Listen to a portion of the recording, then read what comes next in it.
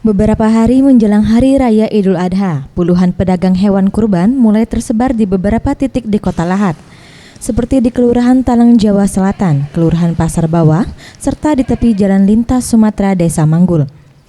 Menurut Supang, salah satu pedagang hewan kurban saat ditemui Minggu, 13 September 2015 mengatakan, hewan-hewan kurban ini didatangkan dari Provinsi Lampung dan Pulau Jawa.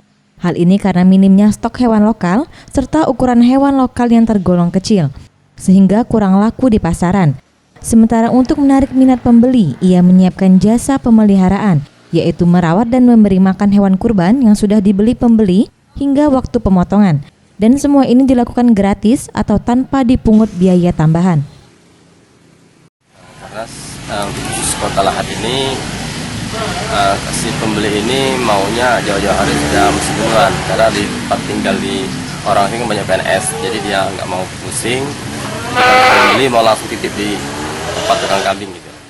Sementara itu, salah seorang pembeli, Syafruddin, mengakui telah memesan hewan kurban sejak jauh-jauh hari karena takut harga hewan kurban terlalu tinggi jika sudah dekat dengan Hari Raya Idul Adha nanti. Selain itu, ia juga khawatir kesulitan mencari hewan kurban yang mencukupi syarat hewan untuk kurban.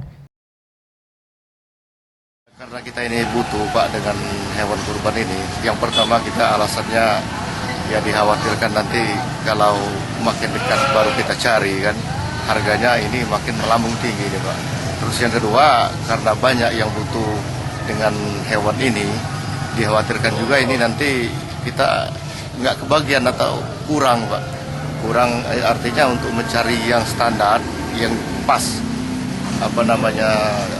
syarat-syarat untuk hewan kurban itu nanti dikhawatirkan nanti kita nggak dapat.